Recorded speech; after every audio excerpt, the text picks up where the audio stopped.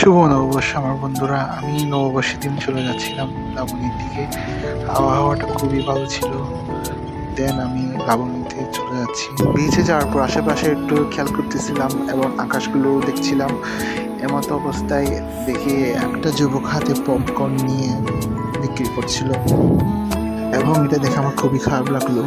তারপর জিজ্ঞাসা করার পর তার থেকে জানতে পারলাম সে তার গার্লফ্রেন্ডের আর তার পেট পালার জন্য সে পপকর্ন বিক্রি করে। তারপর ১,০০০ টাকা নোট দিয়ে তার পপকর্নটা আমি কিনে নিলাম এবং সে খুবই খুশি হয়ে গেল। এবং আমি আরও জিজ্ঞাসা করলাম তার আর কিছু প্রয়োজন কিনা। আমি আর জিজ্ঞাসা করলাম তার কি আর কিছু লাগবে বা ক্যাশ লাগবে। দেন সে বলল, নগদ দিয়ে দেবো, কিছু লাগবে আর না।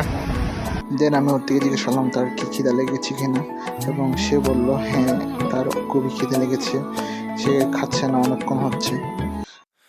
দেন গাইস, ও এই মোমেন্টে এসে কান্না করে দেয়। তার অশ্রু ধরে রাখতে পারেনি। সে আমাকে বলছে সে বড় রেস্টুরেন্টে খাচ্ছে না, অনেকদিন হচ্ছে।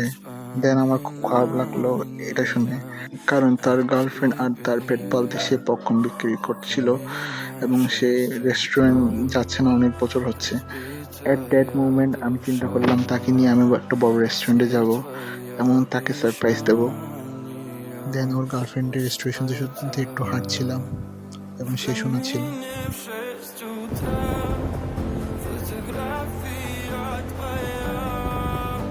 এটাই সেই মুহূর্ত ছিল সারপ্রাইজ দেওয়ার।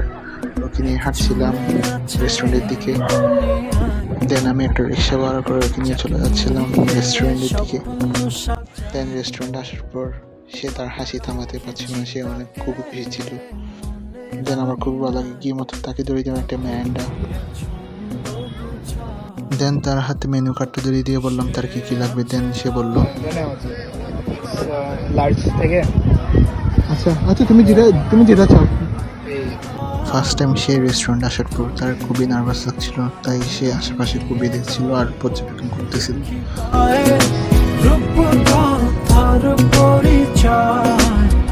খাবারটা অর্ডার দেওয়ার পর বেশ সুন্দর হয়ে গিয়েছিল অ্যান্ড সে স্টিল এখন দেখতেছে রেস্টুরেন্টটাকে। এর মধ্যে দেখি ওই যুবকটা কান্না শুরু করে দিতে রেস্টুরেন্টে এসে, কারণ তার কোনো এখানে অভিজ্ঞতা ছিল না আর তাকে আমি বোঝাচ্ছিলাম কান্না না করতে। এর মধ্যে ওর অর্ডার করার পর সব খাবার আসতে শুরু করেছে। খাওয়া শেষে সে গার্লফ্রেন্ডের জন্য ফুল নিচ্ছিল আর আমি দেখলাম সে ফুলটা। দেন এবার বিরিয়ানি নেওয়ার পালা। তার থেকে আমি বিরিয়ানি নিয়ে আর বুঝলাম তাকে খুব ভালো কাজ করছে সে। তার নিজের বিজনেসের উপর সে ফোকাস দিচ্ছে, সে সামনে এগোবে, এই বলে আমি বিদায় নিলাম। এরকম অসহায় যুবকদের মুখে হাসি ফোটানোর জন্য আমার শুধু একটাই অনুরোধ, আপনারা সবাই সাবস্ক্রাইব করবেন আর ভিডিওটা বেশি বেশি শেয়ার করবেন। আর এরকম অসহায় যুবকদের পাশে দাঁড়াতে পারি মতো আপনারা সবাই আমার জন্য আশীর্বাদ করবেন, এই বলে আজকে বিদায় নিলাম।